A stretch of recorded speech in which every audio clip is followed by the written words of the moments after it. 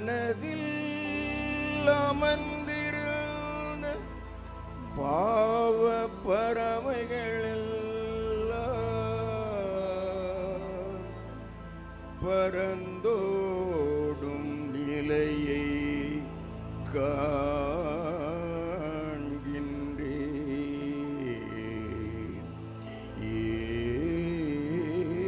ஏசையா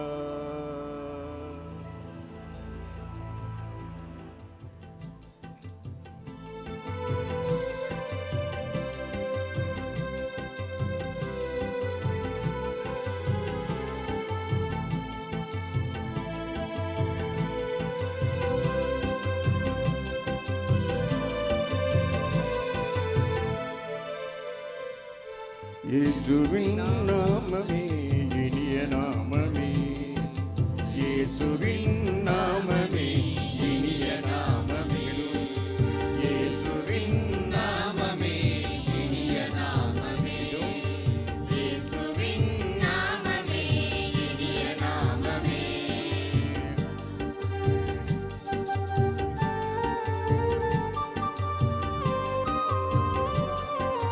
அள்ள அள்ள குறைந்திடா அமுத நாமமே,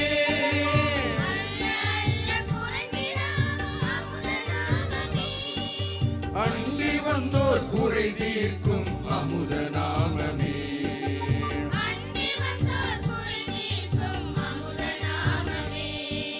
இயேசுவின் நாமமே இனிய நாமமே, இயேசுவின் நாமமே இனிய நாமமே.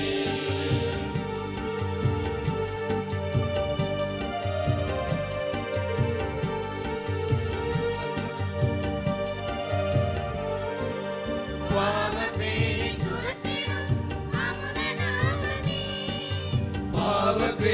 துரத்திடும் அமுத நாமமே,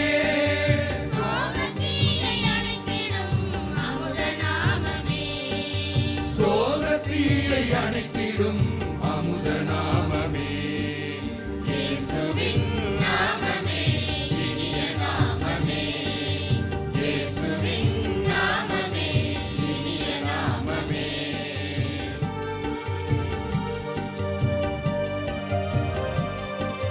நிலைத்த நிலையை தந்திடும் அமுத நாமமே, நிலைக்கும் அமைதி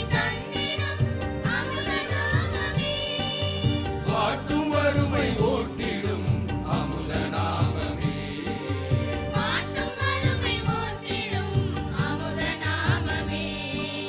இயேசுவின் நாமமே இனிய நாமமே, இயேசுவின் நாமமே இனிய நாமமே.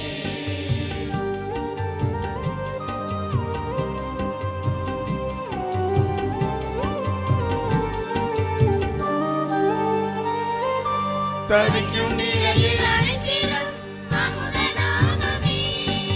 தவிக்கும் நிலையில் அனைத்திடும் அமுத நாமமே. அனைவருக்காகவும் நம்மை அனைவரையும் இணைத்து ஜெபிக்கிறார். அனைவரும் எழுந்து நின்று இந்த இறை பிரசன்ன மன்றாட்டிலே இணைவோம்.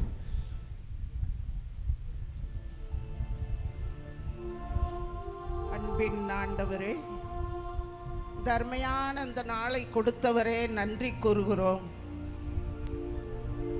மோசே 40 நாட்களும் ஆண்டவருடைய பாதத்தில் அமர்ந்து அவருடைய இருத்தலின் பிரசன்னத்தால் நிரப்பப்பட்டது போல இந்த வலகத்தில் இருக்கும் அனைவரையும் இன்று நடக்கும் ஒவ்வொரு நிகழ்வுகளையும் உமது பிரசன்னத்தால் நிரப்புங்க ஆண்டவரே. உமது பிரசன்னம் இல்லாமல் எங்களை போக விடாதேயும் என்று சொன்ன மோசேயைப் போல இந்த பிரசன்னம் இல்லாமல் இந்த இடம் உமது பிரசன்னத்தால் நிரப்பப்பட வேண்டும் ஐயா. அன்று தானியேல் முவேளையும் ஜெபித்தார். அவர் ஜெபிக்கும் பிரசன்னத்தால் நிரப்பப்பட்டதால் அவர் ஜெபிக்க முடிந்தது. அதுபோல இங்கே வந்திருக்கும் ஒவ்வொருவரும் ஜெபத்தின் பிரசன்னத்தால் நிரப்பப்பட வேண்டும் ஆண்டவரே. யோசுவா அந்த கூடாரத்தை விட்டு அகலாமல் இருந்தார். அதுபோல நம் எண்ணமும் சிந்தனைகளும் நம்ம உள்ளமும் இந்த இடத்திலும் இங்கு நடக்கும் ஒவ்வொரு நிகழ்வுகளிலும் நாம் கேட்கும் ஒவ்வொரு செய்திகளிலும் நிலைத்திருக்க அனைவரையும் உமது பிரசன்னத்தால் நிரப்பும் ஆண்டவரே. இந்த நேரத்திலும் கூட நீர் நிறைந்து இருக்கிறீர், உமது ஆளுகைக்குள் உமது ஆளுமைக்குள் வைத்திருக்கிறீர் ஆண்டவரே. உமது பிரசன்னம் இங்கு இருக்கும் ஒவ்வொருவரிலும் நிரம்பி இருக்கிறது ஐயா. அன்று மரியாள் உமக்கு மட்டுமே நான் அடிமை என்று சொல்லி தன்னை ஆண்டவருக்கு மட்டும் முழுமையாக அடிமையாக்கி இருந்தார். அதுபோல நாமும் ஒவ்வொருவரும் ஆண்டவருக்கு மட்டும் நாம் அடிமையாக இருக்க, உலக பார்வையில் நம்மை இணைத்து கொள்ளாமல் அவரிடம் மட்டும் அடிமையாக நாம் இருப்பதற்கு உமது பிரசன்னத்தால் ஒவ்வொருவரையும் நிரப்புங்க ஆண்டவரே.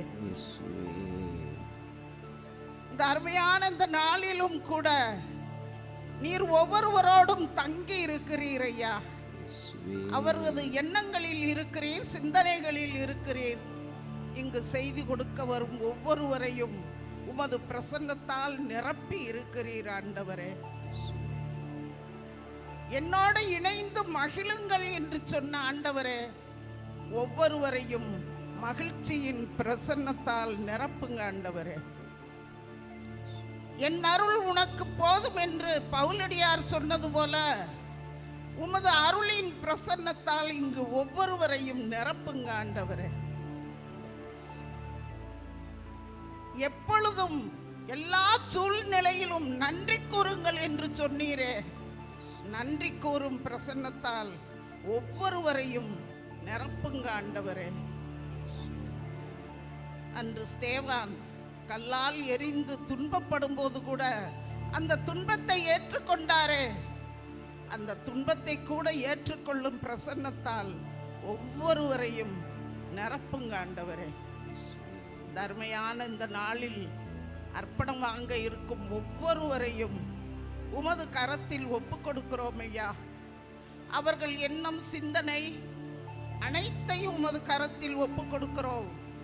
அவர் முழுவதுமாக அவர்கள் தன்னையே அர்ப்பணித்து இந்த பணி வாழ்வில் ஜப வாழ்வில் இணைத்து கொள்ள வந்திருக்கும் அவர்களையும் இங்கு வந்திருப்போர் அனைவரையும் அவர்கள் குடும்பங்களையும் உமது கரத்தில் ஒப்பு கொடுக்கிறோம்.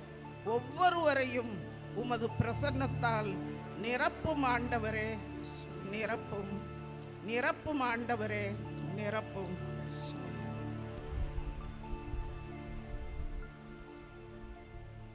அனைவரும் அமர்வோம்.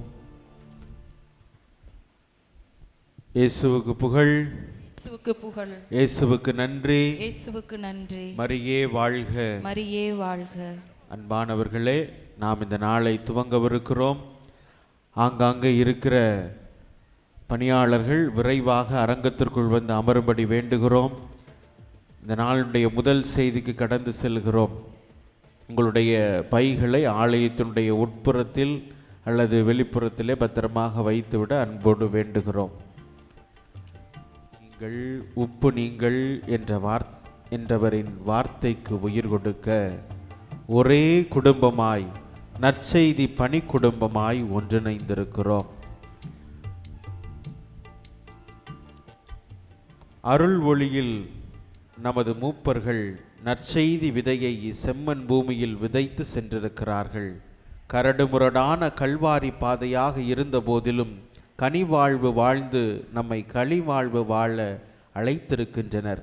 அத்தகைய பெரும் மதிப்புக்குரிய மூப்பர்கள் முன்னாள் பணியாளர்களுக்காய் ஆண்டவருக்கு நன்றி செலுத்துவோம். இந்த நாளிலே இந்த செய்தியை வழங்கி தியானத்தை வழிநடத்த வந்திருக்கிற அருள் பணியாளர் தினேஷ் அவர்களை பணி குடும்பத்தின் பெயரால் வரவேற்கின்றோம். நற்பணி லூர்து மேரி அவர்கள் நினைவு பரிசு வழங்கி தந்தை அவர்களை பணி குடும்பத்தின் பெயரால் வரவேற்கிறார்கள். அனைவரும் கரம் தட்டி தந்தை அவர்களை ஆண்டவர் பெயரால் வரவேற்போம். நம் சீடத்துவ வாழ்வின் எதிர்நோக்கை தெளிவுபடுத்த இயேசுவின் சீடராய் நம்மோடு இணைந்திருக்கும் நம் செங்குடி பங்கு பணியாளர் அருட்பணி தினேஷ் அவர்கள் இளைஞன் இயேசு போல் சுறுசுறுப்பாக இறையாட்சி பணிகளை பொறுப்பாக ஆற்றிடும் ஆன்மீக தந்தை. நம் கூடுகையின் 3ஆம் நாள் காலை ஜெபத்தையும் தியானத்தையும் சீடத்துவ எதிர்நோக்கு என்ற தலைப்பில் வழிநடத்த தந்தை அவர்களை அன்போடு அழைக்கின்றோம்.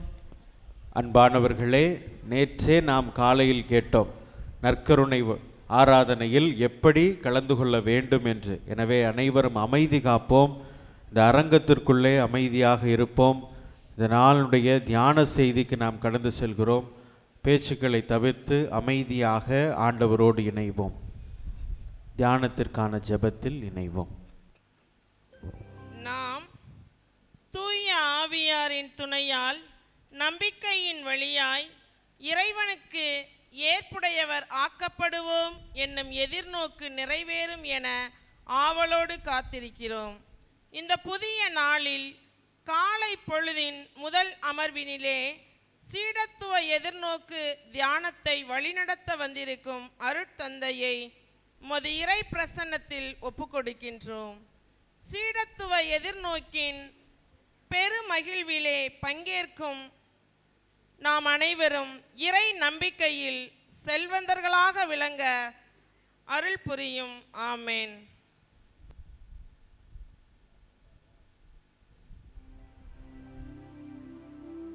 அனைவரும் முழங்கால் படியிடுவோம். நிலையான புகழுக்குரிய தூய்மை மிகு நற்கருணைக்கு எல்லா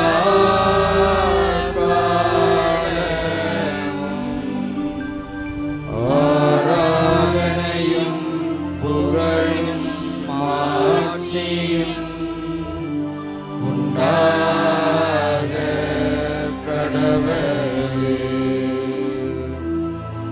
நிலையான புகழுக்குரிய தூய்மை மிகு நற்கருணைக்கு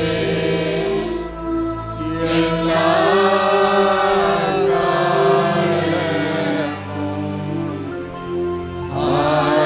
ஆராதனையும் புகழும் மாட்சியும் உண்டாக கடவுளே. நிலையான புகழுக்குரிய தூய்மை மிகு நற்கருணைக்கு எல்லா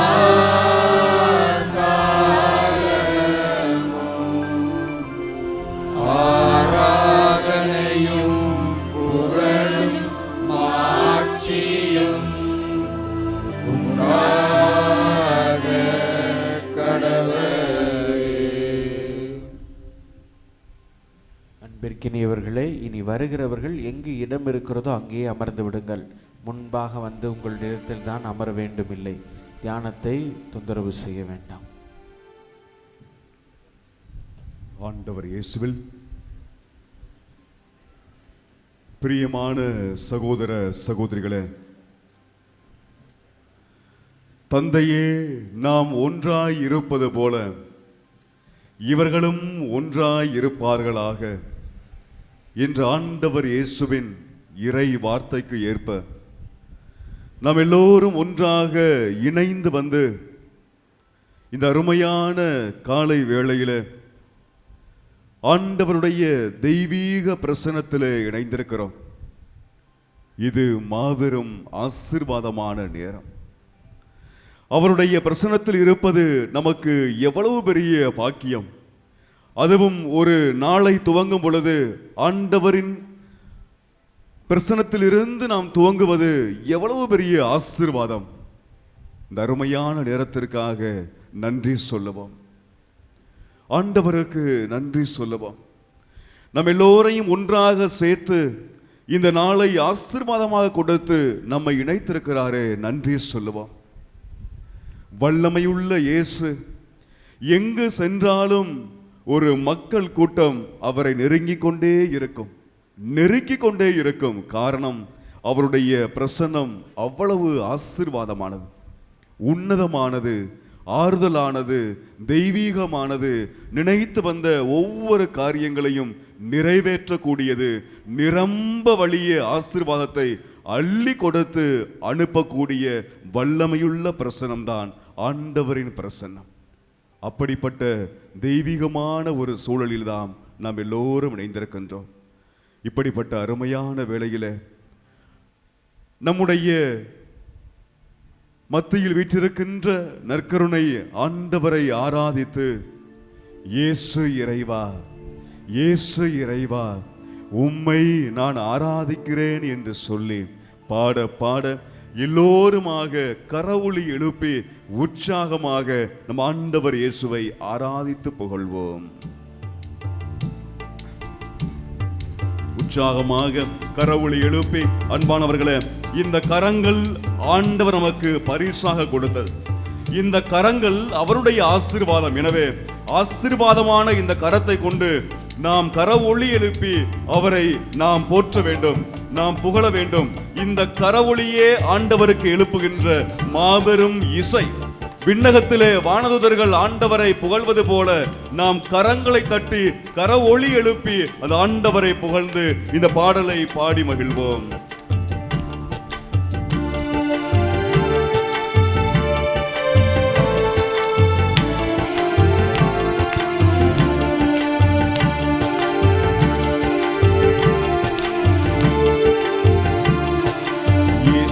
இறைவா, இயேசு இறைவா, உம்மை நான் ஆராதிக்கின்றேன். இயேசுவே, உம்மை நான் ஆராதிக்கின்றேன். சேர்ந்து பாடுவோம். இயேசு இறைவா, இயேசு இறைவா, உம்மை நான் ஆராதிக்கின்றேன். இயேசுவே, உம்மை நான் ஆராதிக்கின்றேன். எல்லோரும் சேர்ந்து இயேசு இறைவா, இயேசு இறைவா, உம்மை நான் ஆராதிக்கின்றேன். இயேசுவே, உம்மை நான் ஆராதிக்கின்றேன். இறைவா, இறைவா, இறைவா, உம்மை ஆராதிக்கின்றேன். இதயம் இனிதே உம்மை ஆராதிக்கின்றேன். சேர்ந்து இறைவா, இறைவா, உம்மை ஆராதிக்கின்றேன். இதயம் இனிதே உம்மை ஆராதிக்கின்றேன். இயேசு இறைவா, இயேசு இறைவா, இயேசு இறைவா, உம்மை நான் ஆராதிக்கின்றேன். உற்சாகமாக, நம்பிக்கையோடு எல்லாருமாக சேர்ந்து ஆண்டவரை ஆராதிப்போம். ஆபிரகாமின் இறைவனே, உம்மை ஆராதிக்கிறேன். ஈசாக்கின் இறைவனே, உம்மை ஆராதிக்கிறேன். யாக்கோபின் இறைவனே, உம்மை ஆராதிக்கின்றேன். எங்களை ஆசீர்வதிக்கின்ற வல்லமை உள்ள இயேசுவே, நாங்கள் எல்லோருமாக சேர்ந்து இந்த அதிகாலை வேளையிலே உம்மை ஆராதிக்கின்றோம் என்று சொல்லி, அன்பு பிள்ளைகளே, உற்சாகமாக தொடர்ந்து பாடி ஆண்டவர் இயேசுவை நாம் எல்லோருமாக இணைந்து ஆராதிப்போம்.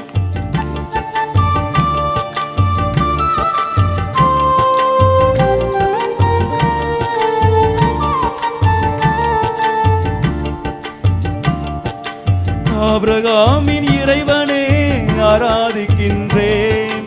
ஈசாக்கின் இறைவனே ஆராதிக்கின்றேன். சேர்ந்து ஆபிரகாமின் இறைவனே ஆராதிக்கின்றேன். ஈசாக்கின் இறைவனே ஆராதிக்கின்றேன். யாக்கோபின் இறைவனே ஆராதிக்கின்றேன். சேர்ந்து யாக்கோபின் இறைவனே ஆராதிக்கின்றேன். இறைவா, இறைவா, இறைவா, உம்மை ஆராதிக்கின்றேன். இதயம் இனிதே உம்மை ஆராதிக்கின்றேன். சேர்ந்து இறைவா, இறைவா, உம்மை ஆராதிக்கின்றேன். இதயம் இனிதே உம்மை இயேசு இறைவா, இயேசு இறைவா, இயேசு இறைவா, உம்மை நான் ஆராதிக்கின்றேன். இயேசுவே, உம்மை நான் ஆராதிக்கின்றேன். வார்த்தையான இறைவனே ஆராதிக்கிறேன். வாழ்வளிக்கும் இறைவனே ஆராதிக்கின்றேன். யாக்கோபின் இறைவனே உம்மை ஆராதிக்கின்றேன். எங்கள் வல்லமையுள்ள இறைவனே உம்மை ஆராதிக்கின்றேன். இதோ வல்லமையுள்ள இயேசு, வார்த்தையான இயேசு, நமக்கு வாழ்வளிக்கின்ற இயேசு, நம்மை வாழ வைத்து அழகு பார்க்கின்ற இயேசு இதோ நமது மத்தியிலே. அன்பானவர்களே, நாம் நினைப்பதால் நம்முடைய வாழ்வை நாம் கொண்டு செல்ல முடியாது.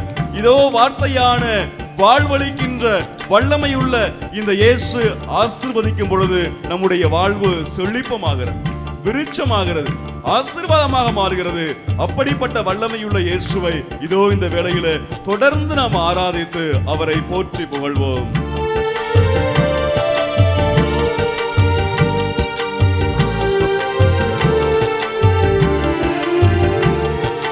வார்த்தையான இறைவனே ஆராதிக்கின்றேன், வாழ்வளிக்கும் இறைவனே ஆராதிக்கின்றேன். சேர்ந்து வார்த்தையான இறைவனே ஆராதிக்கின்றேன். ஆமென். வாழ்வளிக்கும் இறைவனே ஆராதிக்கின்றேன்.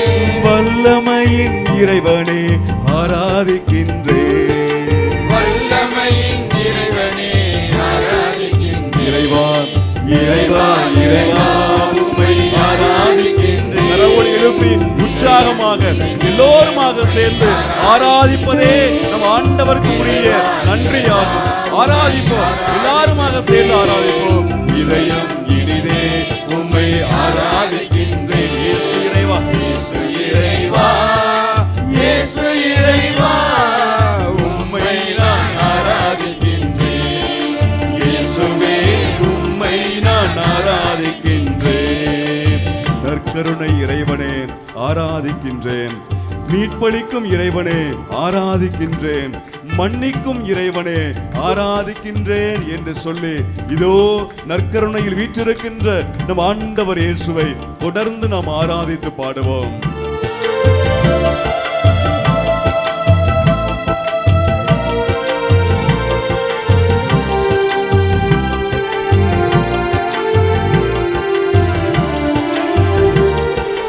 நற்கருணை இறைவனே ஆராதிக்கின்றேன்.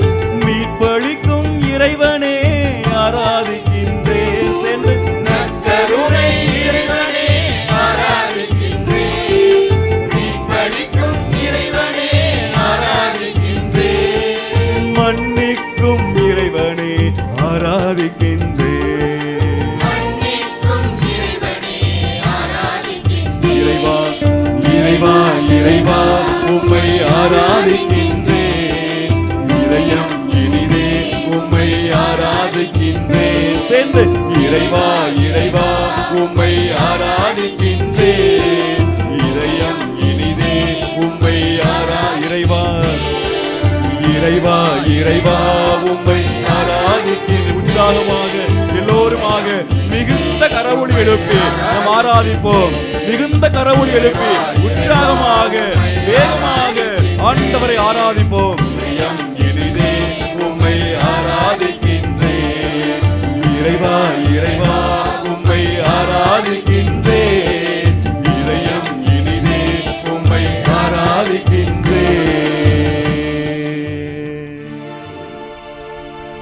ஆண்டவரை உற்று நோக்குவோம். ஆண்டவரை உற்று நோக்குவோம். அவரை உற்று நோக்குகின்ற பிள்ளைகளுடைய கண்கள் மிளிரும், அவருடைய வாழ்க்கை மிளிரும், அவருடைய குடும்பம் செழிக்கும், அவருடைய பிரசன்னத்தில் உள்ள பிள்ளைகளுடைய தலைமுறை ஆசீர்வதிக்கப்படும். அன்பானவர்களே, இதோ இந்த அருமையான காலை வேளையில் அவருடைய பிரசன்னத்தில் இணைந்திருக்கிறோம். நம்முடைய சிந்தனைகளை ஒருமுகப்படுத்துவோம். நம்முடைய கண்கள் அவரை நோக்கட்டும். நம்முடைய உள்ளம் அவரோடு இணையட்டும். அவருடைய பிரசன்னத்தை உணரட்டும். அவருடைய வல்லமையால் நிரம்பட்டும். இதோ நம்மை முழுமையாக அவரிடம் அர்ப்பணிப்போம். இயேசுவே உம்முடைய பிள்ளை வந்திருக்கிறேன், ஆசீர்வதிங்க என்று சொல்லுவோம். இயேசுவே உம்முடைய பிள்ளை வந்திருக்கிறேன், என்னை அரவணைத்துக் கொள்ளுங்க என்று சொல்லுவோம். இயேசுவே உம்முடைய பிள்ளை வந்திருக்கிறேன், என்னை கண்ணோக்குங்கள் என்று சொல்லுவோம். இயேசுவே உம்முடைய பிள்ளை வந்திருக்கின்றேன், என்னுடைய மனதை உம் மனதோடு இணைத்துக் கொள்ளும் என்று சொல்லுவோம். அன்பானவர்களே, இது எவ்வளவு ஆசீர்வாதமான நேரம். நற்செய்தி பணியை செய்கின்ற பிள்ளைகள் இணைந்து வந்து நற்செய்தியின் ஊற்றாக நல்ல செய்தியின் துவக்கமாக இருக்கின்ற இந்த ஆண்டவருடைய பிரசன்னத்தில் இருப்பது எவ்வளவு இரட்டிப்பான ஆசீர்வாதம். வேற்றிடங்களில் வாழும் 1000 நாட்களை விட ஆண்டவரே உம்முடைய கோவில் முற்றத்தில் இருக்கின்ற அந்த ஒரு நாள் எவ்வளவு மேன்மையானது, எவ்வளவு வல்லமையானது. என்னோடு 1 மணி நேரம் இணைந்து உங்களால் ஜெபிக்க முடியாதா என்று சொன்ன ஆண்டவர் இயேசுவோடு இந்த 1 மணி நேரம் இணைகிறோமே, அந்த இணைப்பு காலம் காலத்திற்கும் உள்ள ஆசீர்வாதம், நாம் செய்த புண்ணியம், நாம் செய்த மிகப்பெரிய பாக்கியம். எனவே இந்த ஆண்டவரோடு நம்மை இந்த வேளையிலே அப்படியே அமைதியோடு இணைப்போம், அமைதியாக இணைப்போம், அந்த ஆண்டவரோடு ஐக்கியமாவோம். அன்பு பிள்ளைகளே, எதை பற்றியும் யோசிக்க வேண்டாம், யாரை பற்றியும் யோசிக்க வேண்டாம், எந்த காரியத்தை குறித்தும் யோசிக்க வேண்டாம். இந்த நேரம் அவரோடு இணைகின்ற நேரம், இந்த நேரம் அவருடைய ஆசீர்வாதத்தை பெறுகின்ற நேரம். அவரோடு நம்மை இணைத்துக் கொள்வோம்.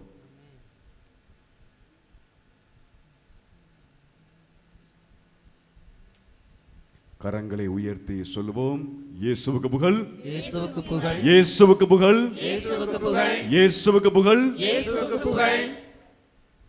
அன்பானவர்களே, அமர்ந்து கொள்வோம். இந்த நாளில் சீடத்துவ எதிர்நோக்கு என்ற மைய சிந்தனையில் நாம் சிந்திக்க இருக்கின்றோம். சீடன் யார்? இந்த கேள்வியை உங்கள்கிட்ட கேட்கிறேனே. சீடன் என்பவன் யார்? எப்படிப்பட்டவன்? என்ன பதில் சொல்லுவீங்க?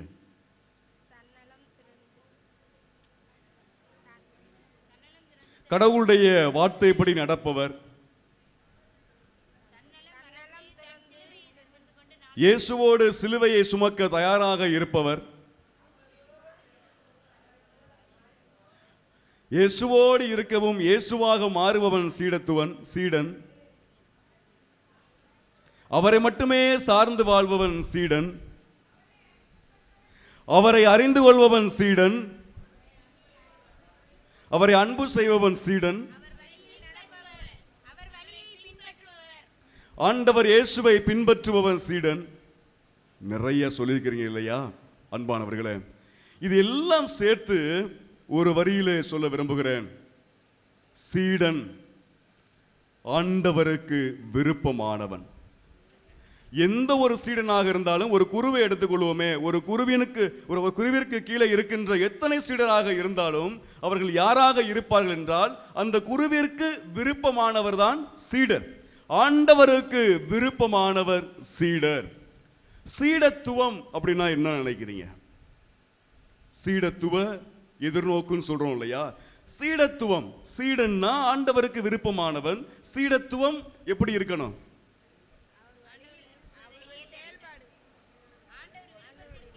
செயல்பாடு என்ன செய்யணும்? ஆண்டவருக்கு உகந்ததாக இருக்கணும். செயல்பாடுகள் அப்படின்னா அந்த செயல்பாடு எதை மையமாக வைத்திருக்கணும்? ஆண்டவரை மையமாக வைத்திருக்க வேண்டும், ஆண்டவருக்கு விருப்பமானதாக இருக்க வேண்டும். அப்ப சீடன் ஆண்டவருக்கு விருப்பமானவன். சீடத்துவம் என்பது ஆண்டவருடைய விருப்பத்தை நிறைவேற்றுவது, ஆண்டவருடைய விருப்பத்தை நிறைவேற்றுவது. அப்ப எதிர்நோக்குனா என்ன? எதிர்நோக்குனா என்ன? ஒரு யதார்த்தமான புரிதல் என்ன?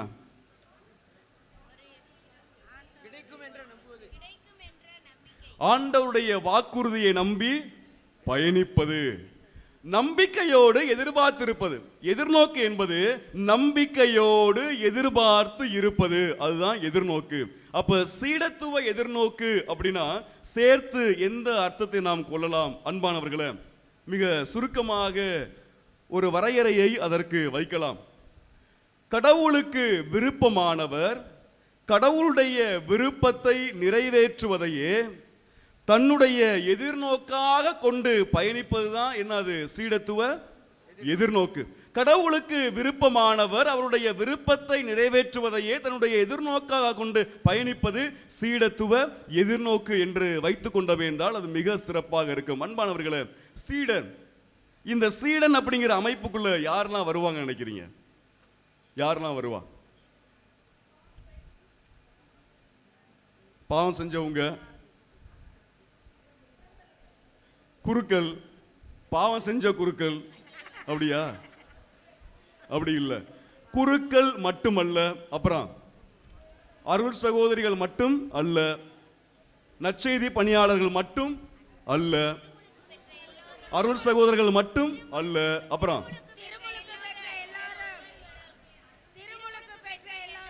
திருமுழுக்கு பெற்ற எல்லாரும் சீடர்கள். அன்பானவர்களே, திருமுழுக்கு பெற்ற எல்லாரும் சீடர்கள் ஒரு பக்கம், மறுபக்கம் யாரெல்லாம் ஆண்டவர் இயேசுவை அறிக்கை இடுகிறார்களோ, அவரை நம்பிக்கை கொண்டு, ஆண்டவர் இயேசுவின் மீது நம்பிக்கை கொண்டு யாரெல்லாம் அவரை அறிக்கை இடுகிறார்களோ அவங்க எல்லாமே யாருக்குள் வருவாங்க?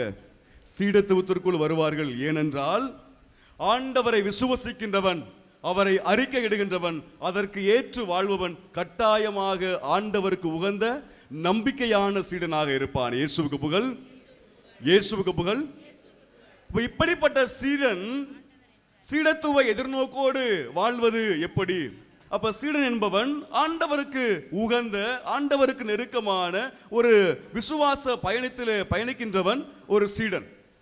அப்ப இதிலே யாரெல்லாம் அவரை நம்புகிறார்களோ எல்லாரும் அதற்குள்ளே அவர் வருகிறார்கள்.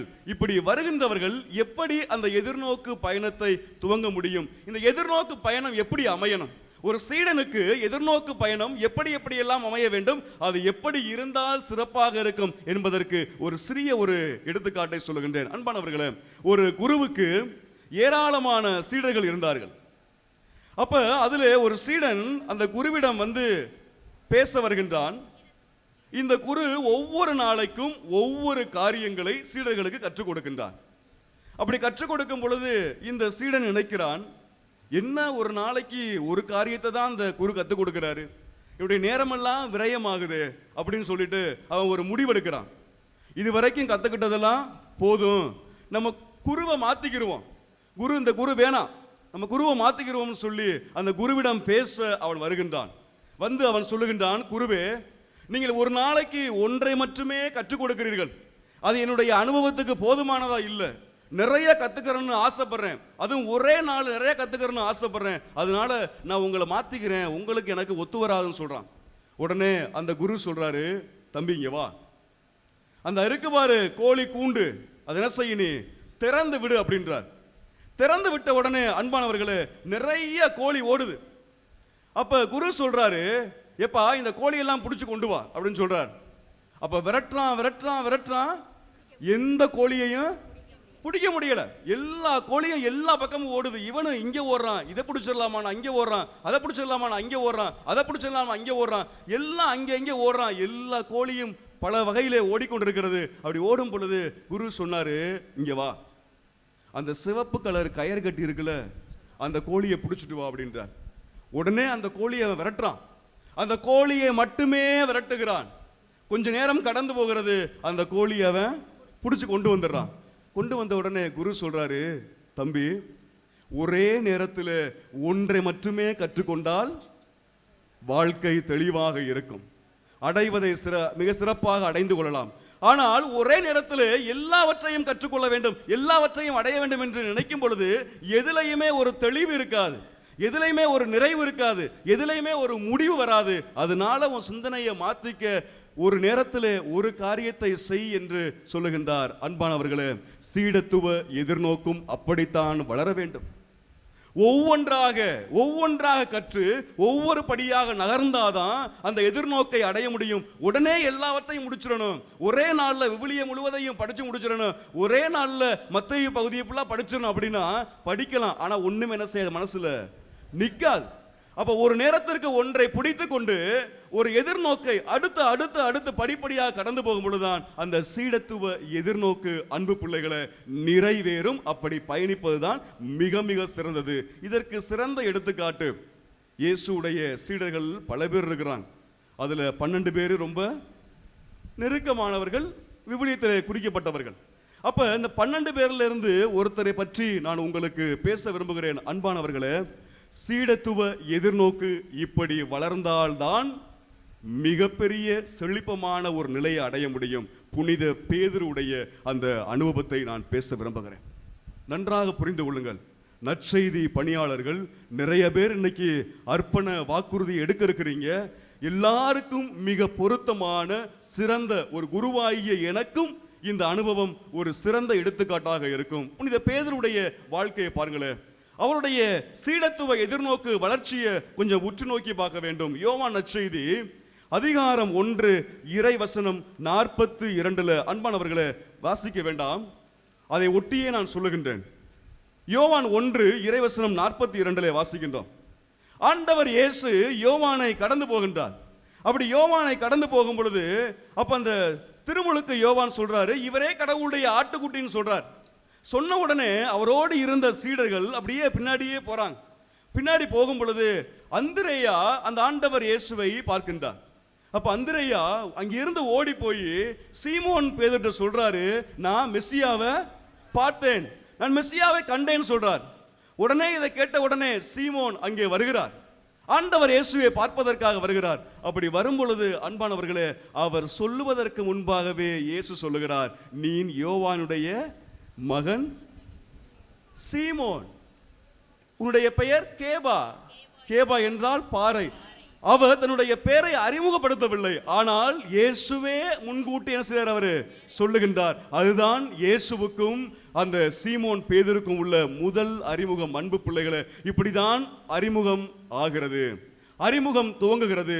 இதற்கு பிறகு அப்படியே நம் லூக்கா நற்செய்தி அதிகாரம் 5 இறைவசனம் 4 வாசிக்கின்றோம். இயேசு கெனசரேத்து அந்த கரையில நிற்கின்றார். அப்ப அங்கே 2 படகு இருக்குது, அதுல ஒன்று சீமோனுடையது.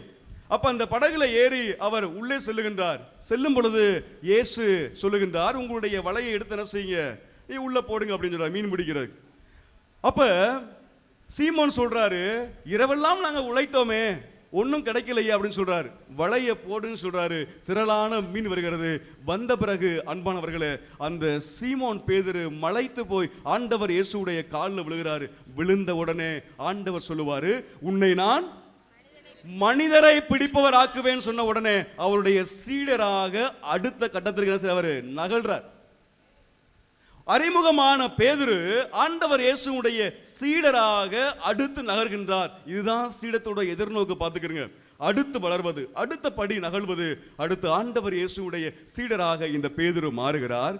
தொடர்ந்து நாம் பார்க்கின்றோம் யோவான் நற்செய்தி அதிகாரம் 6 இறைவசனம் 68 வாசிக்கின்றோம். அன்பானவர்களே, ஆண்டவர் இயேசு தன்னுடைய உடலை பற்றி, நான் தான் உண்மையான சதை, இதை உண்பவன் வாழ்வான் சொல்லி அந்த சதையை பற்றி பேசும் பொழுது எல்லாரும் கேள்வி கேட்பாங்க, எப்படி சதையை உண்ண முடியும், இது என்ன சாத்தியம் சொல்லி எல்லாம் பேசுவாங்க. நிறைய பேர் அவருடைய பேச்சு பிடிக்காம செஞ்சிருவாங்க, ஓடி போயிடுவாங்க, ஒதுங்கி போயிடுவாங்க. ஆனால் இயேசு ஒரு கேள்வி கேட்க பாருங்க, நீங்களும் போய்விட விரும்புகிறீர்களான்னு சொல்லுவாரு. அப்ப பேதுரு என்ன சொல்லுவாரு, நாங்கள் யாரிடம் செல்வோம், வாழ்வு தரும் வார்த்தை உம்மிடம் அல்லவோ உள்ளது என்று மிக அருமையாக சொல்லுவார். சீடத்துவ எதிர்நோக்கின் அடுத்த படிக்கட்டு. ஆண்டவரை அவர் சுவைக்க ஆரம்பிக்கின்றார், அவர் அனுபவிக்க ஆரம்பிக்கின்றார். அவருக்குள்ளே ஆண்டவர் பிரசன்னம் அங்கே ஊற்றெடுக்கிறது, ஆண்டவர் மீதான நம்பிக்கை அங்கே ஊற்றெடுக்கிறது. இது பேதுருவுடைய அடுத்த அனுபவம். தொடர்ந்து பார்க்கின்றோம் மத்தேயு நற்செய்தி அதிகாரம் 14 இறைவசனம் 22. அன்பானவர்களே, அதிலிருந்து வாசிக்கின்றோம். இயேசு கடலில் நடந்து வருகின்ற அந்த காட்சி. கடலிலே பெரிய கொந்தளிப்பு, எல்லாருக்கும் அச்சம், நாம் மூழ்க போகிறோமே, சாக போகிறோமே என்றெல்லாம் இந்த பேதுரு உள்ள சீடர்கள் எல்லாம் கத்துகிறார்கள். அப்ப ஆண்டவர் இயேசு கடல் மீது நடந்து வருகிறார். அப்ப அந்த பேதுரு சொல்லுவார், நடந்து வருவது நீர்தாம் என்றால் நானும் நடந்து வரட்டுமா அப்படின்னு கேட்பார். நடந்து வா என்று சொல்லுவார் ஆண்டவர் இயேசு. நடந்து வரும் பொழுது அன்பானவர்களே, கொஞ்சம் நம்பிக்கை என்ன செய்யும், கொஞ்சம் சிதறம், கொஞ்சம் மாறும்.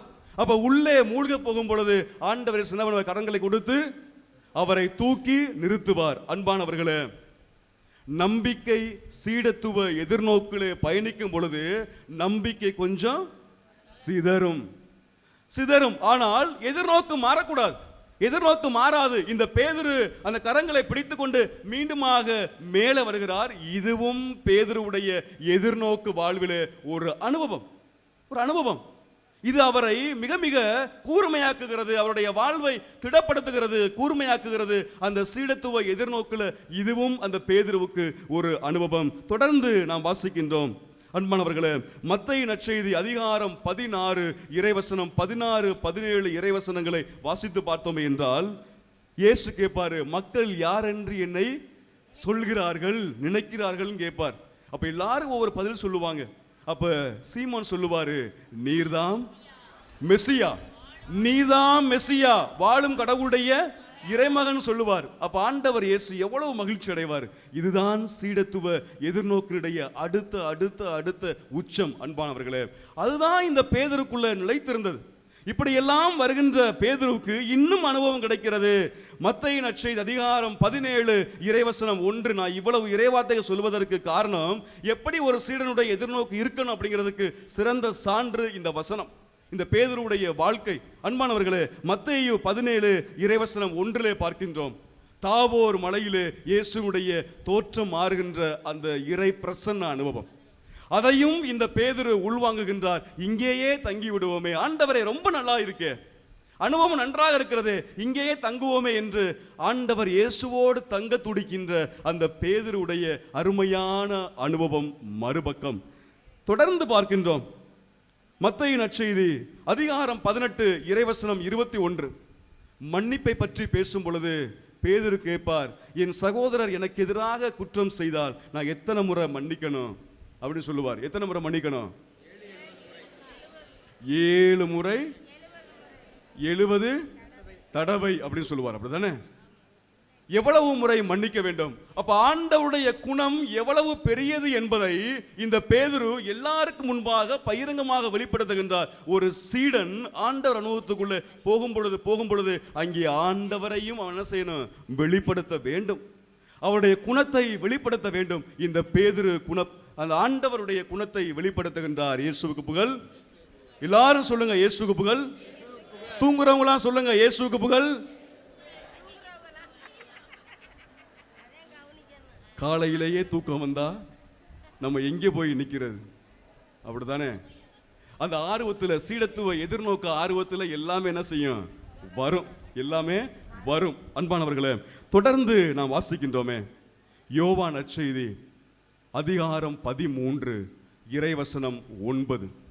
இதிலிருந்து பார்க்கின்றோமே, இயேசு பாதம் கழுவுகின்ற அந்த புனிதமான நிகழ்வு. பேதுரு சொல்லுவாரு, இயேசுடைய மகிமை அவருக்கு புரிஞ்சிருச்சு.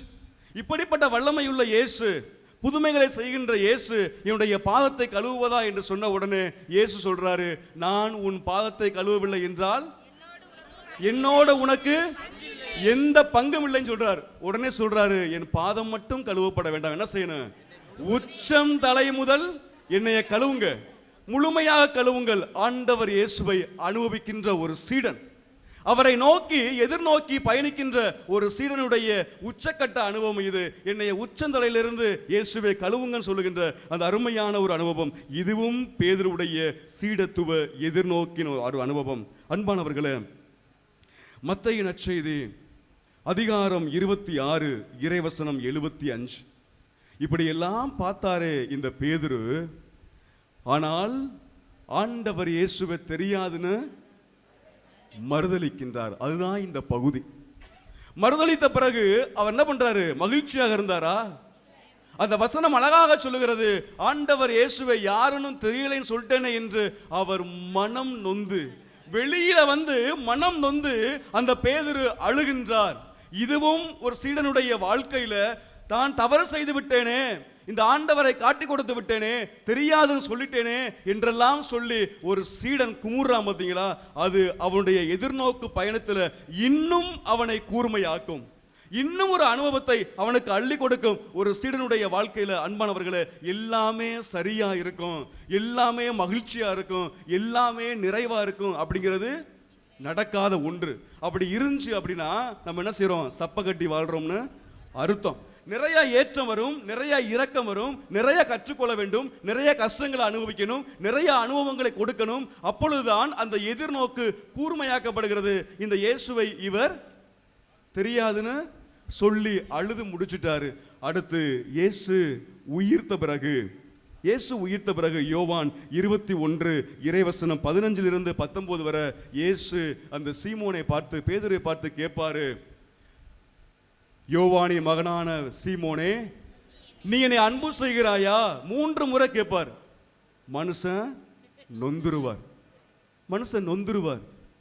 அப்படியே ஒரு வேதனை அவருக்குள்ளே வரும். அன்பானவர்களே, அதையும் இந்த சீமோன் தாங்கிக் கொள்வார். இப்படிப்பட்ட பேதுரு, சீமோன் பேதுருடைய வாழ்க்கையில இனிதான் திருப்பம்.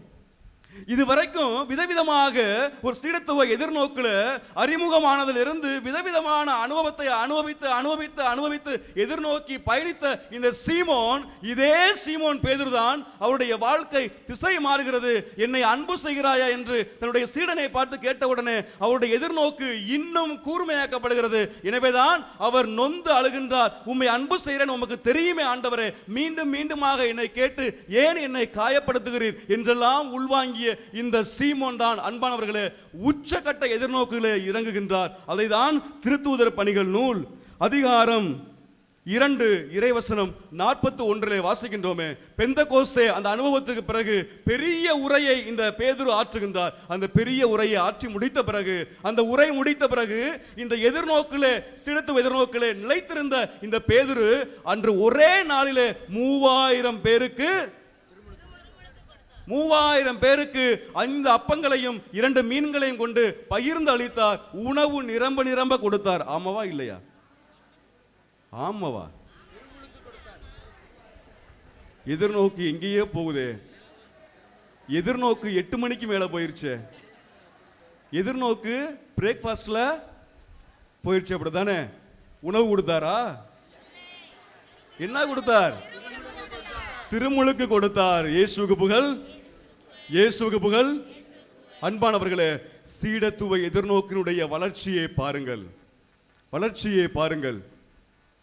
ஒரே நாளிலே அருமையான ஒரு அருளுரையை கொடுத்து அவர் 3000 பேரை அவர் திருமுழுக்கு பெற செய்கின்ற அளவிற்கு அவருடைய வாழ்க்கையை மாற்றுகின்றார். சீடத்துவ எதிர்நோக்கு இப்படித்தான் வளர வேண்டும். அதோட முடியலங்க. திருமுழுக்கு மட்டும் கொடுக்கல. திருத்தூதர் பணிகள் நூல் அதிகாரம் 3 இறைவசனம் 1 வாசிக்கின்றோமே. பேதுரு ஆலயத்திற்கு செல்லுகின்றார் ஜெபிப்பதற்காக. அங்க யார் இருக்கிறார்?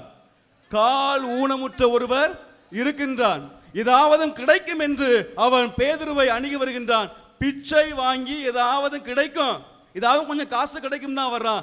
ஆனால் கிடைத்தது அவனுக்கு காசு அல்ல, கிடைத்தது அவனுக்கு ஒரு நிலையில்லாத மகிழ்ச்சி இல்லை, கிடைத்தது அவனுக்கு ஒரு வெறும் ஒரு காரியம் அல்ல, மாறாக அவனுக்கு நிலையான மகிழ்ச்சி அங்கே கொடுக்கப்படுகிறது.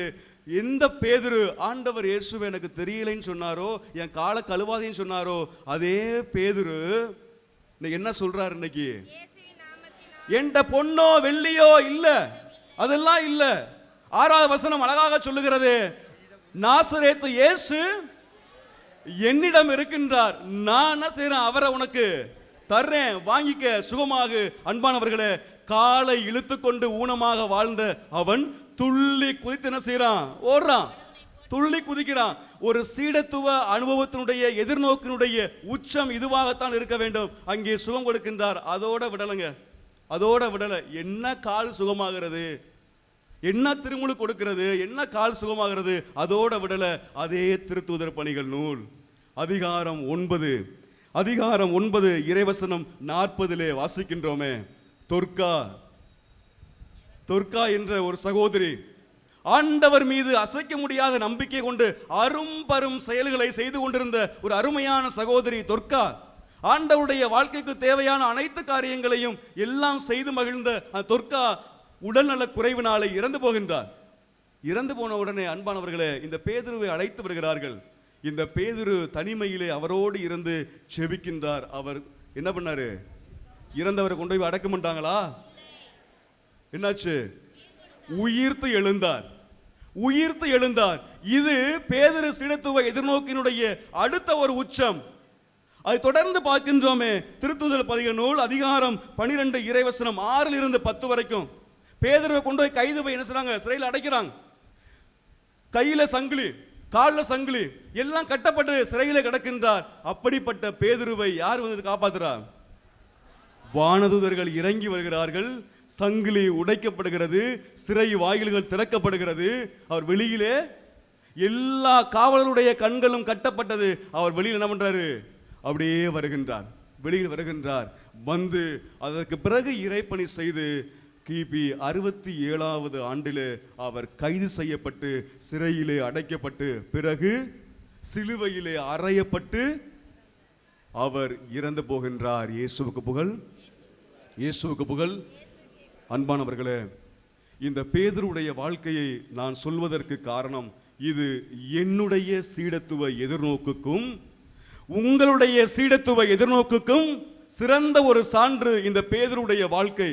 அறிமுகம், யதார்த்தமான அறிமுகம் சீடருக்கு கொண்டு போய் நிறைய அனுபவங்களை பெற்று ஒரு சாதாரண ஒரு மனிதர், ஒரு மீன் பிடித்த ஒருவர் ஆண்டவர் இயேசுவை சீடத்துவ எதிர்நோக்கு வாழ்க்கையில உள்வாங்கி உள்வாங்கி அவரை நோக்கியே எதிர்நோக்கி எவ்வளவோ ஏச்சு பேச்சுகளை எல்லாம் ஆண்டவர் இயேசுவிடம் இருந்து அவர் பெற்றுக்கொண்டு எவ்வளவோ பல அனுபவங்களை எல்லாம் உள்வாங்கி உள்வாங்கி தன்னை செதுக்கி செதுக்கி அன்பானவர்களே படிப்படியாக முன்னேறி முன்னேறி முன்னேறி அந்த எதிர்நோக்கை கைவிடாமல், எதிர்நோக்கை விட்டு சீடத்துவ எதிர்நோக்கிலிருந்து வெளியிலே போகாமல் நிலைத்திருந்து நிலைத்திருந்து தன்னை பக்குவப்படுத்தி எல்லாம் உயர்ந்த இந்த பேதுருதான் மிக சிறந்த பேச்சாளராகவும் மிக சிறந்த புதுமைகளை செய்கின்ற வல்லமை உள்ள ஒரு சீடனாகவும் பிறகு இறந்தவரை உயிர்த்தெழச் செய்கின்ற ஒரு சீடனாகவும் இறுதியிலே அந்த எதிர்நோக்கின் உச்சமாக தன்னை சிலுவையிலே தலையிலாக கையளித்து இன்னைக்கு திருச்சபையினுடைய 2 தூண்களிலே ஒரு தூணாக நிலைத்திருப்பதற்கு காரணம், இன்னைக்கு பேதுரு என்று சொன்ன உடனே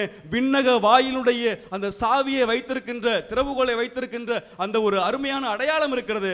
இந்த அடையாளம் தான் சீடத்துவ எதிர்நோக்கினுடைய உச்சகட்ட பரிசு, உச்சகட்ட பரிசு. அன்பு பிள்ளைகளே, இது யாருக்கு கிடைக்கும்? இவ்வளவு பெரிய பொக்கிஷம் யாருக்கு கிடைக்கும்?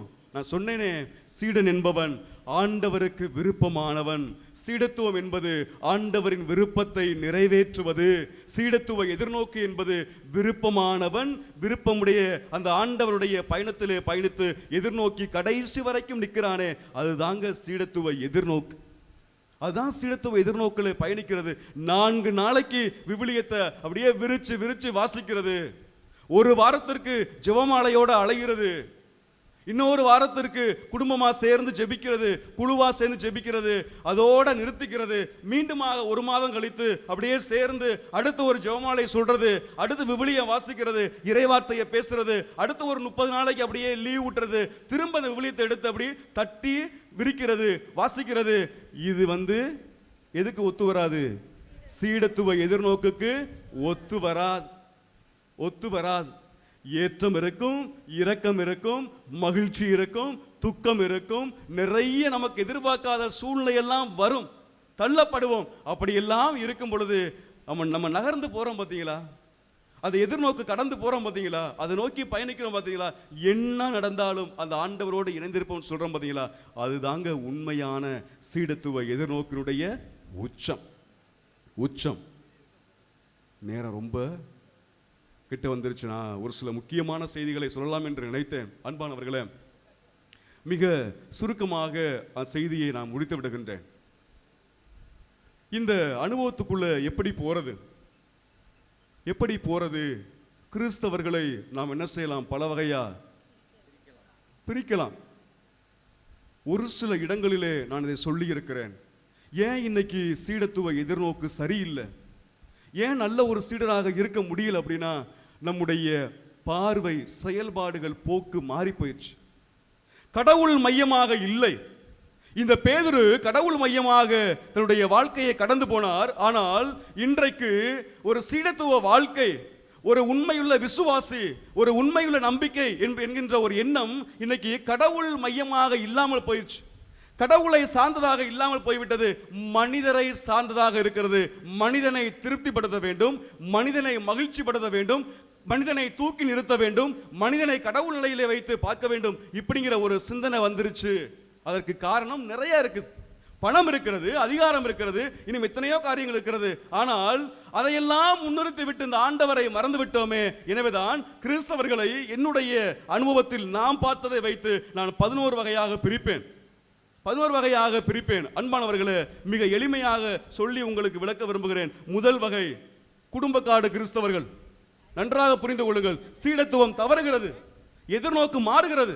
வாழ்க்கையிலே கடவுளை விட்டு மனிதனை புகழ்கின்றான், அவன் நோக்கி பயணிக்கின்றான். முதல் காரியம் குடும்பக்காடு கிறிஸ்தவர்கள். அந்த ஒரு காடை வைத்து மட்டும் நான் கிறிஸ்தவன், நான் இந்த பங்கு, நான் இந்த ஊரு எப்படியெல்லாம் சொல்லிவிட்டு ஆடைக்கு ஒரு தடவை கோயிலுக்கு வர்றது, அம்மாவாசை தடவை கோயிலுக்கு வர்றது, நினைத்தால் வருவது, நினைக்கவில்லை என்றால் வருவது. ஆனால் ஏதாவது ஒரு காரியம் என்றால் அந்த காடை கொண்டுகிட்டு வேகமா ஒடியாந்துருவோம். அந்த காடு இங்கே வேணா செல்லும், இங்கே வேணா ஓட்டலாம், இங்கே வேணா ஒப்பேத்தலாம், மேலே போறதுக்கு செல்லாது. ஆதாரம் செல்லாது, எந்த ஐடி கார்டும் செல்லாது, குடும்ப கார்டும் செல்லாது. அப்ப குடும்ப கார்டை கேன்சல் பண்ணலாம் சொல்லாதீங்க. குடும்ப கார்டு தேவை, அது நாம் பங்கு உறுப்பினர் என்பதற்கான அடையாளம். ஆனால் அன்பு பிள்ளைகளே, அந்த ஒரு கார்டை வைத்துக்கொண்டு நான் இந்த பங்குல உள்ளவன் தான், எனக்கு எல்லாமே செஞ்சு கொடுங்க, செய்யுங்க என்று நாம் போய் நிற்பது சரியான சீடத்துவ எதிர்நோக்கு இல்லை. அந்த காடை வச்ச உடனே நான் கிறிஸ்தவனா? அந்த காடை வச்ச உடனே எனக்கு எல்லா விசுவாசம் இருக்குதா? அது விசுவாசனுடைய வெளிப்பாடா? அந்த காடு எல்லாத்தையும் கொடுத்துருமா? கட்டாயமாக கொடுக்காது. எனவே குடும்பக்காடு கிறிஸ்தவராக வாழ்கின்ற பிள்ளைகள் உண்டு.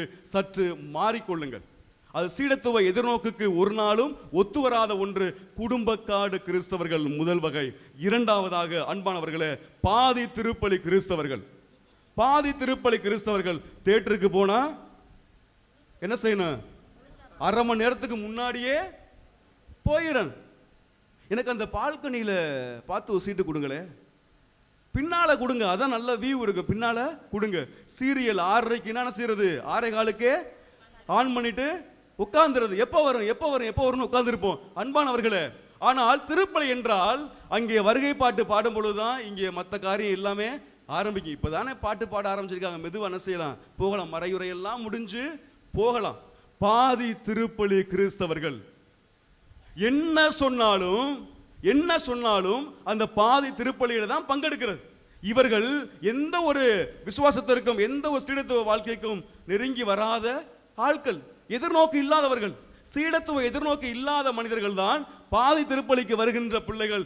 எவ்வளவு சொன்னாலும் அது நாங்கள் இப்படித்தான் இருப்போம் என்று பாதி திருப்பலிக்கு போகின்றோமே, அதில் என்ன பிரயோஜனம் இருக்கிறது? அழைக்கிறார் இயேசு ஆண்டவர்னு சொல்லிட்டு வருகை பாட்டு பாடும் பொழுது அந்த அழைப்புக்கு செவிமடுக்கல, அந்த அழைப்புக்கு ஒத்து போகல, அந்த அழைப்புல இணைந்து போகல அப்படின்னா என்னங்க பிரயோஜனம்? என்ன பிரயோஜனம்? எவ்வளவு மேக்கப் போட்டு கோயிலுக்கு வந்து யார் பார்த்து என்ன பிரயோஜனம்? ஆண்டவர் பார்க்கலையே, ஆண்டவர் பார்க்கணும்ல, ஆண்டவர் பார்க்கலையே, அதுக்கேற்ற மாதிரி ஓடி வரலையே. பாதி திருப்பலி கிறிஸ்தவம், பாதி திருப்பலியும் நம்முடைய சீடத்துவ எதிர்நோக்குக்கு செட் ஆகாது, ஒத்து வராது. இது இரண்டாவது ரகம். மூன்றாவதாக அன்பான பிள்ளைகளை, தீட்டு கிறிஸ்தவர்கள். யாரு அந்த தீட்டு கிறிஸ்தவர்கள்? நிறைய பேரை பார்த்துருக்கிறீங்களா? கோயில் முழுவதும் ஃப்ரீயா இருக்கும், ஆனா வேப்ப மரம், புளிய மரம், புங்க மரம் எல்லாம் ஆளு நிரம்பி இருக்கும், எல்லாம் நிரம்பி இருக்கும். கோயில் வெறுமையாக இருக்கும், அங்கே ஆண்டவருடைய பிரசன்னம் இருக்கும், அது வெறுமையாக இருக்கும். ஆனால் அந்த புளிய மரம், அந்த வேப்ப மரம், புங்க மரம் எல்லாவற்றிலும் அங்கே 10 பேர், அங்கே 10 பேர், அங்கே 10 பேர் கையில் அப்படியே செல்போன் வச்சுக்கிட்டு மாற்றி மாற்றி ஒன்று கேம் விளையாடுவான், இல்லைன்னா ஊருக்கதை பேசுவான், எதையாவது இல்லைன்னா பூச வைக்கிற ஃபாதரை பற்றி பேசிட்டு இருப்பான், உள்ள உட்கார்ந்துருப்பான் பாருங்க, அவனை பற்றி பேசுவான். இது எல்லாமே யாரு? தீட்டு கிறிஸ்தவர்கள். எங்களுக்கும் கோயிலுக்கும் ஆகாது, நாங்க உள்ள வரமாட்டோம், நாங்க உள்ள வரமாட்டோம். சீடத்துவ எதிர்நோக்கு நீடிக்க வேண்டும் என்றால் இதை நிறுத்தணும், உள்ளே வர வேண்டும், உள்ளே வர வேண்டும். நற்செய்தி பணியாளர்களுடைய கூட்டம் போயிட்டு இருக்குது, கூடுகை இங்க இருக்குது, ஓகே, எல்லாரும் இங்கதான் வந்து உட்காருங்கிறது எல்லாருக்கும் தெரியும். இந்த நேரம் போய் அங்கே 10 பேர் நின்றா அது என்ன? அது என்னவா இருக்கும்? தீட்டு கிறிஸ்தவர்கள். அன்பானவர்களே, அதுவும் சீடத்துவ எதிர்நோக்குக்கு செட்டாகாத ஒன்று. மூன்றாவது. நான்காவது கூத்து கிறிஸ்தவர்கள். யாருங்க அந்த கூத்து கிறிஸ்தவர்கள்? அன்பு பிள்ளைகளே, வருகை பாட்டை நிறுத்திவிட்டு ஆடல் பாடல் காமித்து ஆலயத்துக்குள்ள பவனியா வருவோமே, வந்த பிறகு ஒரு 10 பேர் செம்பெடுத்துக்கிட்டு ஆராத்துவோமே, விதவிதமாக அஞ்சலி வைப்போமே, ஒரு 30-40 விளக்கை எடுத்து வச்சுக்கிட்டு ஒவ்வொன்றா பொருதிக்கிட்டே இருப்போமே, இவர்கள்தான் கூத்து கிறிஸ்தவர்கள். எப்படி ஏத்துக்கிற முடியும்? எப்படி ஆண்டவர் ஏத்துக்கிடுவாரு? அங்கே திருப்பலி இருக்கிறது, அழைக்கிறார் இயேசு ஆண்டவர் சொல்லிட்டோம், அங்கேயே எல்லாம் வரவேற்பு முடிஞ்சாச்சு, வரவேற்பு முடிஞ்சிருச்சு. மற்ற வரவேற்பு எல்லாமே அன்பு பிள்ளைகளே அது ஆண்டவருக்கு ஒவ்வாத ஒன்று. அது உண்மையிலேயே சீடத்துவ எதிர்நோக்கை நோக்கி பயணிப்பதற்கு தடையாக உள்ளது. அது வெறும் அர்த்தமுள்ளதாக இருக்காது, கூத்தாக மட்டுமே இருக்கும். இது 4வது வகை. 5வது வகை அருள் சாதன கிறிஸ்தவர்கள். அருள் சாதன கிறிஸ்தவர்கள் அருள் சாதனத்திற்காக மட்டுமே ஆலயத்திற்கு வருகின்ற பிள்ளைகள். அந்த குடும்ப கார்டை கொண்டுகிட்டு, ஃபாதர் என் பிள்ளைக்கு ஞானஸ்தானம் வைங்க, என் பிள்ளைக்கு என் பிள்ளைக்கு நற்கருணை கொடுங்க, புதுநன்மை கொடுங்க, என் பிள்ளைக்கு திருமண காரியம், அதற்கு மட்டுமே அருள் சாதனத்திற்கு மட்டுமே ஆண்டவரை தேடுகின்ற கிறிஸ்தவ பிள்ளைகள் உண்டு. அவர்கள் எந்த வகையிலே சீடத்துவ வாழ்க்கைக்குள்ளே வர முடியும்? என்ன எதிர்நோக்கு வாழ்க்கையில் இருக்கிறது? சற்று யோசிக்க வேண்டும். நான் வெறுமனே விவிலியத்தில் உள்ள இறைவார்த்தையை மட்டும் பேசிட்டு போக முடியாது. நடப்பது என்ன? அதை மாற்றிக்கொண்டு வாழ்வதுதான் அந்த எதிர்நோக்கு. அன்பானவர்களே, இந்த திருச்சபை பல உயிரை கொட்டி கொடுத்து, இரத்தங்களை கொட்டி கொடுத்து, படாத பாடுபட்டு உருவாக்கிய திருச்சபை. அதை யாரும் மறுக்க முடியாது. அப்படி இல்லை அப்படின்னா இந்த விசுவாசமும் இந்த கிறிஸ்தவமும் வளர்ந்திருக்காது. கண்டிப்பாக வளர்ந்திருக்கிறாரு. ஒருவருக்கு ஒருவர் ஆராத்திக்கிட்டு இருந்திருந்தாங்க அப்படின்னா, ஒருவருக்கு ஒருவர் புகழ்ந்து பாடிட்டு இருந்தாங்கன்னா கண்டிப்பாக இந்த திருச்சபை உயர்ந்திருக்காது, வளர்ந்திருக்காது. இந்த திருச்சபை உயர்ந்திருப்பதற்கு காரணம் பலருடைய உயிர், மறை சாட்சியம். எப்பொழுது நாம் அதை விட்டுவிட்டு மனிதர்களை மட்டுமே நம்ம முன்னிலைப்படுத்தி நாம் வாழ்கின்றோமோ அது கடவுளுக்கு செய்கின்ற மாபெரும் துரோகம், மாபெரும் துரோகம் அன்பு பிள்ளைகளே. எனவே இந்த அருள் சாதனத்திற்கு மட்டும் நம் ஆலயம் தேடி வருவது இது கிறிஸ்தவ எதிர்நோக்குக்கு ஒத்துவராத ஒன்று. 5வது 6வது அன்பு பிள்ளைகளே அன்னதான கிறிஸ்தவர்கள். அன்னதான கிறிஸ்தவர்கள் ஏன் சொல்றேன் அப்படின்னா, அன்னதானம் போட்டா கோயிலுக்கு ஒரு கூட்டம், அன்னதானம் போடல அப்படின்னா கோவில் எம்டி. இதை பார்க்கிறோமா இல்லையா? அப்ப கிறிஸ்தவத்துடைய வளர்ச்சி, அந்த சீடத்தவனுடைய எதிர்நோக்கினுடைய வளர்ச்சி எங்கே போய் நிற்குது? அன்னதானம் போட்டா ஒரு கூட்டம், அன்னதானம் போடவில்லை என்றால் ஒரு கூட்டம். இதுவும் சீடத்துவ எதிர்நோக்கிற்கு, அடுத்த கட்ட வளர்ச்சிக்கு, ஒரு நகர்வுக்கு இதுவும் ஒரு தடையாக இருக்கின்ற ஒரு காரியம். அன்னதானம் போடுங்க, ஓகே, ஆனால் அதை மட்டுமே முன்னிலைப்படுத்தி அதற்கென்று மட்டுமே ஒரு கூட்டம் வருவது என்பது அது ஏற்றுக்கொள்ளக்கூடிய ஒரு காரியமாக இருக்கிறதா? நம்முடைய ஃபெய்த், நம்முடைய நம்பிக்கையை கொஞ்சம் நாம் அலசி ஆராய்ந்து பார்க்க வேண்டும். அருமையாக வாசிக்கின்றோமே லூக்கா நற்செய்தி அதிகாரம், யோவான் நற்செய்தி அதிகாரம் 15 இறைவசனம் 8. அன்பானவர்களே, நீங்கள் எல்லோரும் மிகுந்த கனி கொடுத்து என் சீடராக இருக்க வேண்டும் என்பதை தந்தைக்கு மாட்சி அளிக்கிறது. எல்லாரும் மிகுந்த கனி கொடுக்கணும், எல்லாரும் சீடராக இருக்கணும், அதுதான் கடவுளுக்கு மிகப்பெரிய மாட்சி. அப்ப அதை நோக்கி நகலும் பொழுதுதான் நம்முடைய எதிர்நோக்கு தெளிவாக இருக்கும். இந்த 6வது அன்னதானம் இருக்கிறது, அதனால் அதை மட்டுமே மனதில் வைத்து ஆலயத்திற்கு வருவது நம்முடைய சீடத்துவ எதிர்நோக்கினுடைய ஒரு சான்றாக நிற்காது, நிலைக்காது. இது 6வது. 7வது சுற்றுலா கிறிஸ்தவர்கள். சுற்றுலா கிறிஸ்தவர்கள் யாருங்க? அவங்க யாரு? ஆலயத்திற்கு செல்லும் பொழுது சுற்றுலாவாக மட்டுமே செல்லக்கூடியவர்கள். எங்கே கடல் இருக்கிறதோ, எங்கே பீச் இருக்குதோ, எங்கே நிறைய கடை இருக்குதோ, ரஸ்தாவுக்கு வருவோம், கொஞ்ச நேரம் வேண்டுவோம், அப்படி நேரம் வருவோம். என்ன செய்வோம்? லீவ் விட்ட உடனே வேளாங்கண்ணி போவோம். ஏன் வேளாங்கண்ணி போவோம்? அங்கே பீச் இருக்குது, உட்காந்து என்ன செய்யலாம்? விளையாடலாம், குளிக்கலாம், விளையாடலாம். பக்கத்தில் என்ன செய்வோம்? நல்லா ஃப்ரெஷ்ஷாக மீன்லாம் பொறிச்சு கொடுப்பாங்க, அதை வாங்கி சாப்பிடுவோம். அங்கே போகின்ற ஒரு சுற்றுலா சீடர்களாக நிறைய பேர் மாறி போயிட்டாங்க. இதுவும் என்ன செய்யணும்? மாறணும். எதிர்நோக்கு சரியில்லை என்றால் அங்கு ஏமாற்றம் தான். இதுவும் மாற வேண்டும். சுற்றுலா கிறிஸ்தவர்கள் எத்தனை முடிஞ்சிருக்கு? 8வது அன்பானவர்களே ஸ்டூடியோ கிறிஸ்தவர்கள். ஸ்டூடியோ கிறிஸ்தவர்கள் யார்? அந்த கிறிஸ்தவர் அன்பானவர்களே, ஒரு கோயிலுக்குள்ள போன உடனே அந்தோனியாட்ட ஒரு செல்ஃபி, அருளானந்தட்ட ஒரு செல்ஃபி, மாதாட்ட ஒரு செல்ஃபி, இயேசுட்ட ஒரு செல்ஃபி, அவ்வளவுதான், பக்தி முடிஞ்சிச்சு. அப்படியே வெளில வந்துடுவான் குடும்பத்தோட. நேர போவான், நாங்கள் திருவிழாவுக்கு போனோம், நாங்கள் இந்த ஊருக்கு போனோம், ஒரு செல்ஃபி முடிஞ்சு, அதோட எல்லாம் முடிஞ்சு. ஸ்டூடியோ கிறிஸ்தவன். இப்படியே வாழ்க்கை போயிட்டு இருக்குது. போட்டோ எடுக்கணும் பார்த்தீங்கன்னா எல்லாம் ஃபேஸ்புக், வாட்ஸ்அப் எல்லாத்துலையும் போட்டோ பறக்கும். ஆனால் ஒரு இதுலையும் பக்தி நிலைக்காது. இல்லை, இது ஸ்டூடியோ கிறிஸ்தவர்கள். எத்தனை முடிஞ்சிருக்கு? 8 முடிஞ்சிருக்கு. அடுத்து 9வது அரைகுறை கிறிஸ்தவர்கள். அரைகுறை கிறிஸ்தவர்கள் அன்பு பிள்ளைகளே, யார் அந்த அரைகுறை கிறிஸ்தவர்கள்? யார் அந்த அரைகுறை கிறிஸ்தவர்கள்? இங்கேயும் கோயிலுக்கு வரணும், அங்கிட்டு பெந்தகோஸ் அங்கிட்டும் போய்க்கிறணும், அடுத்து பூசாரிட்டையும் போய்க்கிறணும். நான் கிறிஸ்தவன், ஆனா என்ன பேரு? நான் கிறிஸ்தவன். எங்கேப்பா போற? கோயிலுக்கு போறேன். வேற எங்க போற? அங்கே சாப்பாடு போடுவாங்க, பிரியாணி போடுவாங்க, ஏதாவது காய்கறி பேக்கு, ஹார்லிக்ஸ், பிஸ்கட்லாம் கொடுப்பாங்க. நான் அங்கேயும் போயிருவேன். வேற எங்கேப்பா போவேன்? தேவைன்னா பூசாரிட்டையும் போய்க்கிருவேன். ஏன்னா சாமி வந்து ரொம்ப நின்று கேட்குது, உடனே கேட்க மாட்டேங்குது. ஆனா பூசாரிட்ட போனா உடனே என்ன பண்றாரு? அவரு ஒரு லெமனை கொடுக்குறாரு, எல்லாம் மாறிடுது. தகட கொடுக்குறாரு, எல்லாம் மாறிடுது. நான் நினைச்சதெல்லாம் நடந்துருது. ஒரு வீடை கெடுக்கணும்னு நினைச்சேன், உடனே நடந்துருச்சு. ஃபாதர் எங்கேப்பா போனேன்? பூசாரிட்ட போனேன். அன்புக்குரிய பிள்ளைகளே, அரைகுறை கிறிஸ்தவர்கள் இங்கேயும் ஒரு ஆட்டம் காமிக்கிறது, அங்கேயும் ஒரு ஆட்டம் காமிக்கிறது, அங்கேயும் ஒரு ஆட்டத்தை காமிக்கிறது.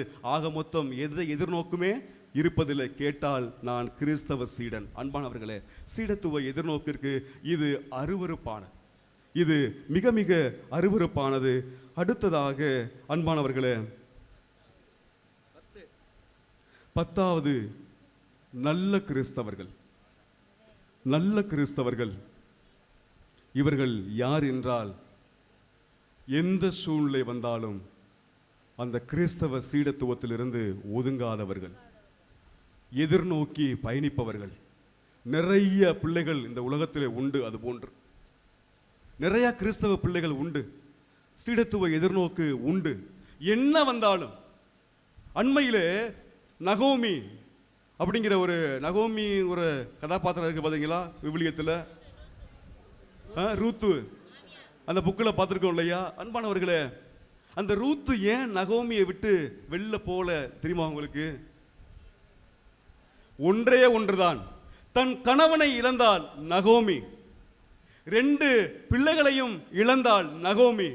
ஆனால் அவ சொல்லுவாள், கடவுளே எனக்கு இப்படி பண்ணிட்டீங்க, ஆனால் நீங்க தான் எனக்கு எல்லாமே, நீங்க தான் எனக்கு எல்லாமே. அன்பானவர்களே, இன்னைக்கு நிறைய பிள்ளைகள் ஏன் வழி மாறி போறாங்க? ஏன் கடவுள் மீது வெறுப்பு? சின்ன ஒரு விஷயம் வந்தாலும் கடவுள் மீது வெறுப்பு. தான் செய்த பாவத்தை ஒரு நாளும் மனிதன் ஏற்றுக்கொள்வதில்லை. தன் பிள்ளை செய்த பாவத்தை ஒரு நாளும் ஏற்றுக்கொள்வதில்லை. கணவன் மனைவி செய்த பாவத்தை அவர்கள் ஏற்றுக்கொள்வதில்லை. அதை ஏற்றுக்கொள்வதில்லை. ஒருத்தன் வேகமா பைக்கில் போயிருப்பான், எங்கேயாவது மோதி இருப்பான், விழுந்து இறந்திருப்பான். ஆனா நம்ம என்ன செய்வோம்? ஏன் இத்தனை பேர் பைக்கில் போகும் பொழுது கடவுள் ஏன் என் பிள்ளையை மட்டும் எடுக்கணும்? ஏன் ஓம் பிள்ளை இத்தனை பேரும் அல்லா போகும் பொழுது ஓம் பிள்ளை மட்டும் ஏன் எப்படி ஓட்டணும் அப்படின்னு ஒருத்தன் கேட்க மாட்டான். வீட்டுக்காரரை குடிச்சிட்டு ஓட்டி போயிருப்பாரு, எங்கேயாவது மோதி விழுந்திருப்பாரு. குடிச்சிட்டு போனதை யாரும் பெருசாக்க மாட்டான். கடவுள் என்னைய வந்து ஏமாத்திட்டார், கடவுள் என்னைய பழி வாங்கிட்டாரு, கடவுளே இல்லை, எனக்கு அவருக்கு சம்பந்தமே இல்லை. அதுல இருந்து கோவிலுக்கு போவாது. எங்க அப்பாவை கடவுள் எடுத்துட்டாரு, எங்க அம்மாவை எடுத்துட்டாரு, என் மகனை எடுத்துட்டாரு. அன்பானவர்களே, இதை மட்டும் பேசுகின்றோமே, கடவுள் எவ்வளவோ ஆசீர்வாதங்களை அள்ளி கொடுத்திருக்காரு. ஒரு நாளாவது வாயை திறந்து கடவுளுக்கு நன்றின்னு சொல்லி இந்த வாய் பேசியிருக்குமா? ரொம்ப யோசிக்கணும். ஆனால் ஏதாவது சின்ன ஒரு விஷயம் என்றால், சின்ன ஒரு பிரச்சனை என்றால் உடனே கடவுளை நாம் கொட்டி தீர்ப்பது. அன்புக்குரியவர்களே, நகோமி கடவுளை புகழ்ந்து கொண்டே இருந்தால் அந்த புகழ்ச்சியையும் அவருடைய தனிப்பட்ட ஜெபத்தையும் பார்த்த ரூத்து ரசித்து ரசித்து, அம்மா நான் உங்களோட மட்டும்தான் வருவேன். அதாங்க அனுபவம். நல்ல கிறிஸ்தவர், நல்ல கிறிஸ்தவர் எந்த சூழ்நிலையாக இருந்தாலும் அன்பானவர்களே, நடப்பது யதார்த்தம், இயற்கை. அதை வைத்துக்கொண்டு கடவுளை நாம் அதிகமாக தூசணப்படுத்துவது, இல்லாதவை பொல்லாதவை எல்லாம் பேசுவது, கடவுளை வெறுப்பது என்பது நம்முடைய பலவீனம். நம்முடைய சிந்தனை அவ்வளவுதான் வளர்ந்திருக்கிறது, நம்முடைய பக்குவம் அவ்வளவுதான். எனவே இதையெல்லாம் மாற்றிக்கொண்டு நாம் நல்ல ஒரு சீடத்துவ எதிர்நோக்கிலே பயணிப்போம், சீடத்துவ எதிர்நோக்கிலே பயணிப்போம். அப்படி பயணிக்கும் பொழுது விசுவாசம் உள்ள பிள்ளைகளாக இருங்கள். எத்தனை வயசு நம்ம வாழ்ந்தாலும் சரி, எத்தனை நாள் வாழ்ந்தாலும் சரி, விசுவாசம் உள்ள பிள்ளைகளாக இருங்கள். இயேசுவுக்கு புகழ், இயேசுவுக்கு புகழ், இயேசுவுக்கு புகழ். இன்னைக்கு என் பிள்ளை அடங்கலை, என் பிள்ளை எனக்கு அடங்கலை, என்னை மதிக்கலைன்னு சொல்றோம். ஏன் அப்படின்னா சிறு வயதிலிருந்து நல்லதை கொடுக்கவில்லை, நல்லதை காட்டலை. செல்லாம் செல்லாம் செல்லாம், நீ இதை வேணாலும் பண்ணு, அதை வேணாலும் பண்ணு, இதை வாங்கிக்க, அதை வாங்கிக்க என்று சொல்வதை விட அன்பானவர்களே, நீங்க ஒரு தாய் தந்தையாக இருப்பீர்கள். நீங்கள் உங்களுடைய குடும்பத்தில் தாயாகவும் தந்தையாகவும் சேர்ந்து ஒரு நல்ல விதைய, நல்ல ஒரு நம்பிக்கையை நீங்க விதைச்சு பாருங்க. ஒரு தலைமுறைக்கு நீங்கள் விதைத்து பாருங்கள், ஒரு தலைமுறைக்கு நீங்கள் நம்பிக்கையை கொடுத்து பாருங்கள். உங்கள் தலைமுறை வாழ்வாங்கு வாழும். என்னைக்கு ஒரு அப்பா அம்மா ஒரு தலைமுறையை விட்டுறோமோ, என்னைக்கு நம்ம ஒழுங்கா வாழலையோ, என்னைக்கு நம்ம விட்டுறோமோ, அன்பானவர்களே, இன்று விட்ட ஒரு தலைமுறை தான் நாளைக்கு ஒண்ணாக பாதிக்கிறது. ஆண்டவருக்குள்ள வர முடியல. இதை மனதில் வைத்துக் கொள்ளுங்கள். நற்செய்தி பணியாளர்கள் நிறைய பணி செய்கிறீர்கள். உங்களுடைய பிள்ளைகளையும் உங்களுடைய குடும்பத்தையும் கண்ணும் கருத்துமாக சீடத்துவ எதிர்நோக்கில் ஆண்டவரை நோக்கி பயணியுங்கள். அப்பொழுது உங்களுக்கு ஆசீர்வாதம் அள்ளி கொடுக்கப்படும். எனவே அப்படிப்பட்ட பிள்ளைகளாக நாம் வாழ்வோம். அப்படியே சிறிது நேரம் ஆண்டவருடைய ஆசீர்வாதத்தை பெறுவோம்.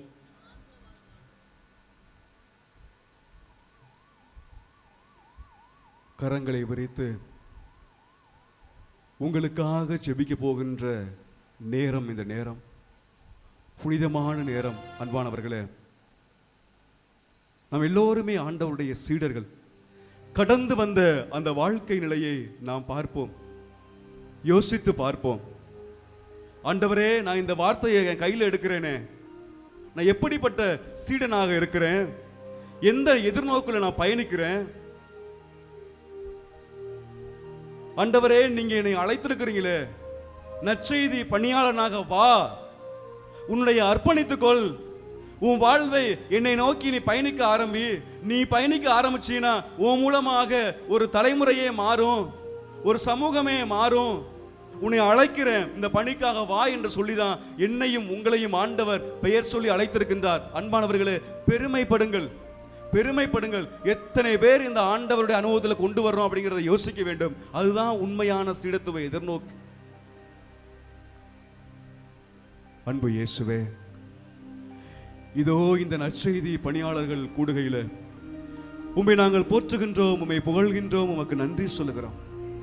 இங்கே வந்திருக்கின்ற எல்லா பிள்ளைகளையும் நீங்க ஆசீர்வதிங்க ஆண்டவரே. எல்லா பிள்ளைகளையும் உச்சம் தலை முதல் உள்ளம் கால் வரை ஆசீர்வதிங்க. அந்த பேதுருவை நீர் பக்குவமாக வழிநடத்தினீரே, ஒவ்வொரு படிநிலையாக வழிநடத்தினீரே, அதே போன்று இந்த பிள்ளைகளை நீங்கள் ஆசீர்வதிப்பீரா ஆண்டவரே. நாங்கள் மனிதர்கள் பலவீனமானவர்கள், பல நேரங்களிலே நாங்கள் சோர்ந்து போகின்றோம், துவண்டு போகின்றோம், பல சூழ்நிலைக்குள்ளே நாங்கள் அடிமையாகி போகின்றோம். அன்பு இயேசுவே, எங்களை திடப்படுத்துங்க. அந்த சீடத்துவ எதிர்நோக்குள்ள பயணிக்கின்ற பக்குவத்தை கொடுங்க, நல்ல அனுபவத்தை கொடுங்க, சிந்தனையை கொடுங்க. எங்களுடைய வாழ்க்கையை நீங்க கூர்மையாக்குங்க, செம்மைப்படுத்துங்க. இங்கே வந்திருக்கின்ற ஒவ்வொரு பிள்ளையையும் ஆண்டவரே நீங்க ஆசீர்வதித்து ஆட்கொள்ளுங்க, நீங்க வழிநடத்துங்க. அன்பு பிள்ளைகளை, நீங்க மனம் திறந்து இந்த ஆண்டவர்கிட்ட வேண்டி பாருங்களேன்.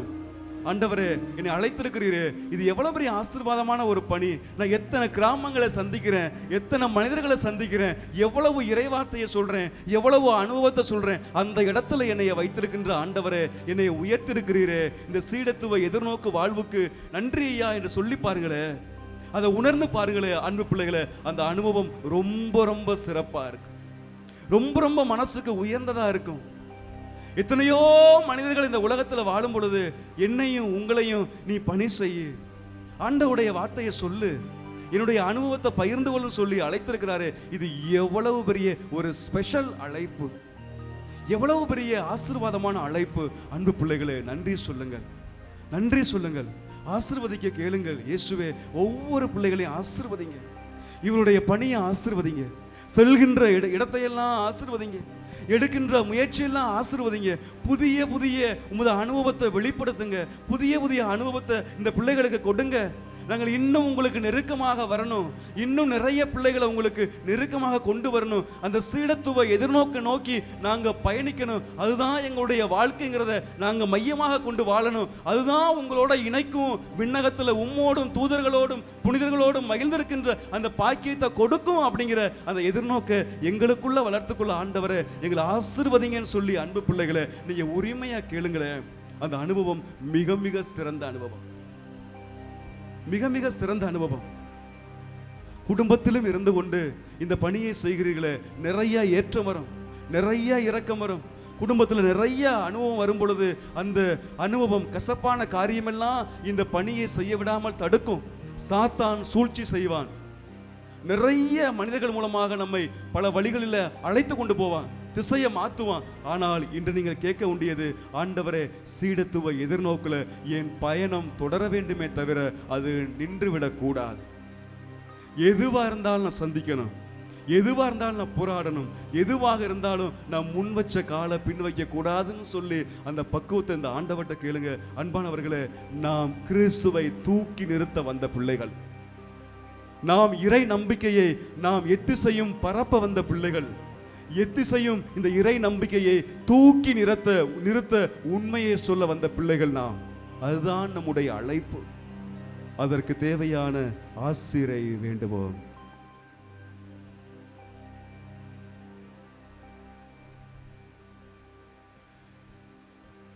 தாய் போல தேற்றி, தந்தை போல ஆற்றி, தோள் மீது சுமந்திடும் என் ஏசையா. தாய் போல தேற்றி, தந்தை போல ஆற்றி, தோள் மீது சுமந்திடும் என் ஏசையா. உம்மை போல புரிந்து கொள்ள யாருமில்லையே. சேர்ந்து, உம்மை போல புரிந்து கொள்ள யாருமில்லையே.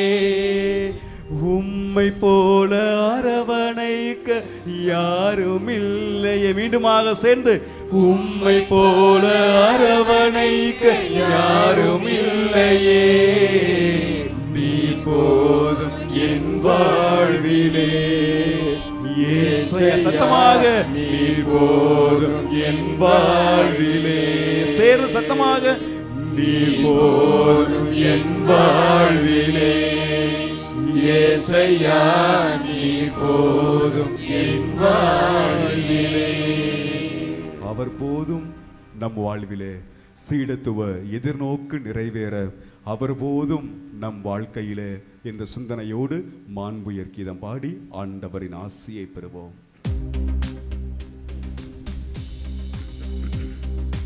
மாண்புயரில் அருளடையாளத்தை தாழ்ந்து பணிந்து ஆராதிப்போம். பழைய நியம முறைகள் அனைத்தும் இனி மறைந்து முடிவு பெறுக. புதிய நியம முறைகள் வருக. புலங்களாலே மனிதன் இதனை அறிய இயலாம். குறையை நீக்க நம்பிக்கையின் உதவி பெறுக.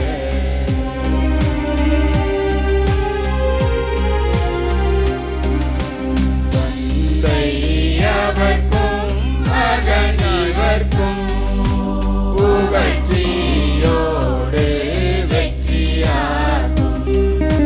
மீட்பின் பெருமை மாட்சிமையோடு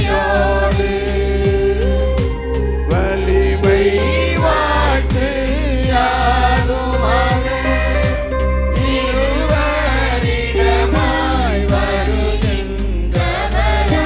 தூய ஆவியான அவர்க்கும் அளவில்லாத சம புகழ்ச்சி என்றுமே உண்டாகுக.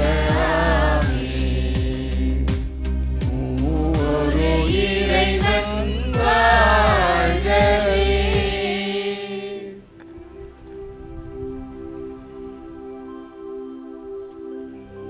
மன்றாடுவோமாக.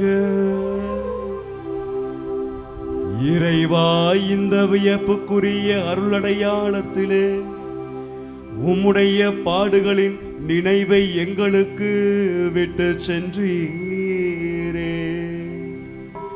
உமது திருவுடல் திரு ரத்தம் இவற்றின் மறைபொருளை வணங்கும் நாங்கள் உமது மீட்பின் பலனை இடைவிடாமல் அனுபவிக்க அருள் புரிவீராக. உம்மோடு தூய ஆவியாரின் ஒன்றிப்பில் இறைவனாய் என்றென்றும் வாழ்ந்து ஆட்சி செய்கின்ற இவர் வழியாக உம்மை மன்றாடுகின்றோம்.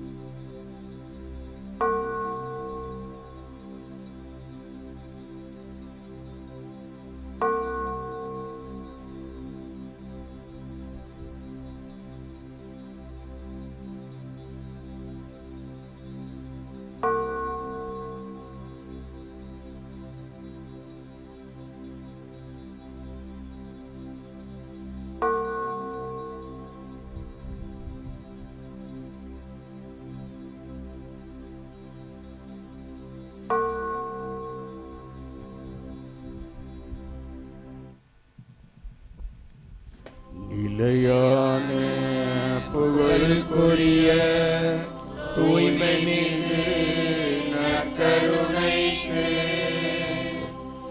எல்லா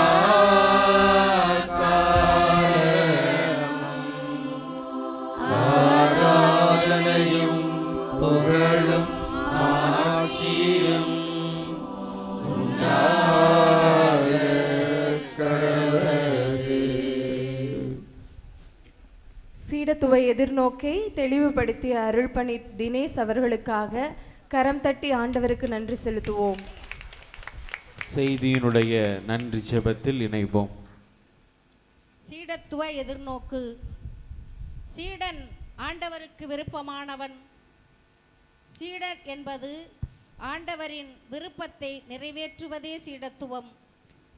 சீடத்துவ எதிர்நோக்கு என்பது கடவுளுக்கு விருப்பமானவர் அவருக்கு விருப்பமானதை விருப்பத்தோடு ஏற்று அதையே தன் எதிர்நோக்காக வைத்து பயணிப்பவர் என்றும், சீடர் என்பவர் நிதானமாக பொறுமையோடு தெளிவாக கற்று தேர்ந்து வாழ்வாக்கி இறை அனுபவம் பெற்றவராய் இருக்க வேண்டும் என்பதையும், இயேசு தமது சீடர்களின் வாழ்விலே சிறப்பாக பேதுருவின் அழைப்பின் படிநிலைகள் எப்படி இருந்தது என்பதை நமக்கு உணர்த்தி அவர்களின் அனுபவ நிலைகளை தெளிவுபடுத்தி, சீடத்துவ அனுபவம் இப்படி இருக்கிறது, இப்படி இருக்க வேண்டும் என்பதையும், விட்டுவிட வேண்டிய காரியங்கள் 10 வகைகளில் நமக்கு தெளிவுபடுத்தி எடுத்து கூறி நம்மை நெறிப்படுத்திய தந்தைக்கும் ஆண்டவர் இயேசுவுக்கும் நன்றி கூறுவோம்.